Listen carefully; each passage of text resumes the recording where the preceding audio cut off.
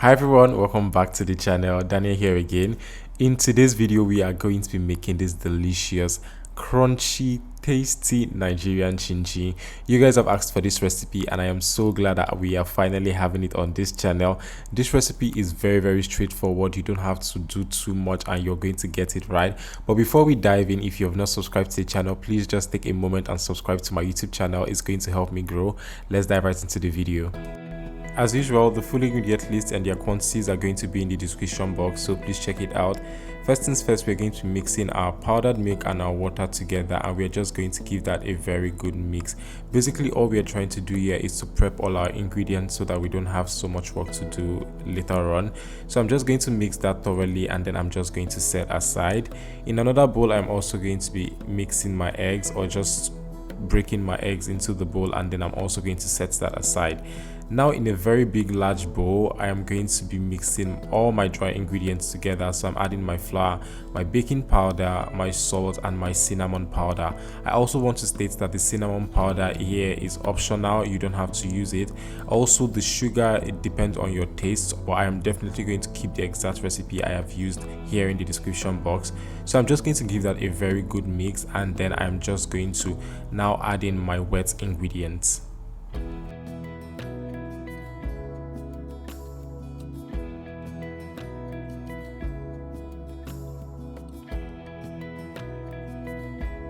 Now, as you can see in the video, I have added all my wet ingredients together into the bowl. I am not mixing the butter first with the flour. This is because I find that it saves my time and it always comes out the same. So if you are comfortable with just mixing the butter first, just to be sure, you can do that, but I just like doing it like this because it's very much easier for me and just very straightforward. So basically, I'm just going to mix this thoroughly, and also I am not adding so much water at the beginning stage because I want to be able to control the amount of water that I use in my chinchin. You want to be able to do that, but if you do follow the recipe, you don't have to worry about that. Now I'm just going to transfer to my work table, and then I'm just going to knead properly for a good 5 to 7 minutes. Please don't overwork your dough, although we are still going to make this rest, but please do not overwork your dough. This is what your dough should look like after mixing for 5 to 7 minutes.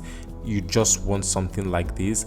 Then we are just going to set this aside and allow it to rest for about 30 minutes. Also, I have just added a little bit of flour at the bottom of the bowl. This is just to make sure that it doesn't stick to the bowl.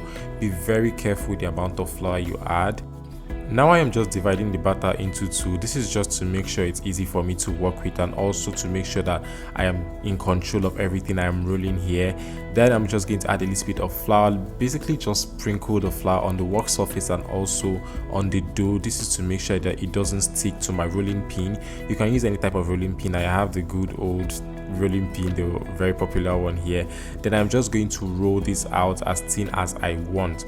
Now the thinness or the thickness of your chinchin is totally dependent on you. Just know that the thinner it is, the more crunchy it's going to be and the faster it's going to cook, and then the larger, the fatter it is, it's not going to cook very fast, and also it's not going to be as crunchy as you want. Also, the amount of baking powder you add in this recipe also affects the crunchiness of it. Anyways, after rolling it properly, I'm also making sure that I am rolling out to the edges of the dough. A lot of people just roll it and then you don't roll out to the edge of the dough. You want to make sure you are getting to the edge so that your middle is not like thin and then the edges are like very big and fat.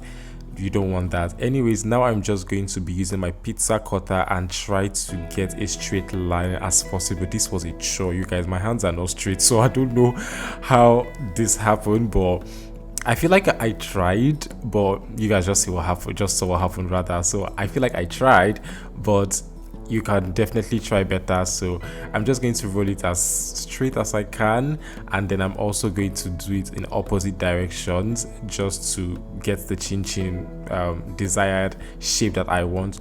Also, you don't have to follow the same exact shape. You can make your chinchin however you want, whatever shape you want, it's fine.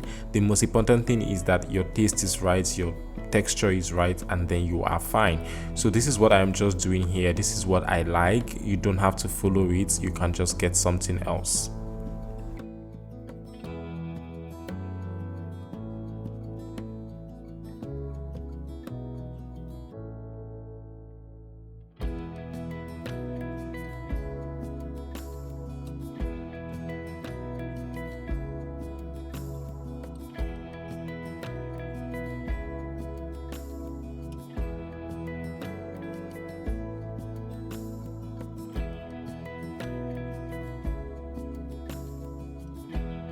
Now after completing that, I'm just going to use my scraper and then transfer it into a baking tray.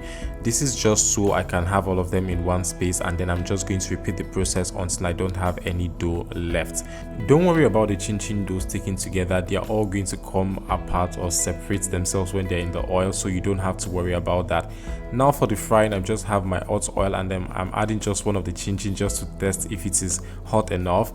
And then I'm just going to add my chinchin dough. Please, when you are adding this, be very careful that you're not overcrowding the pan or the pot.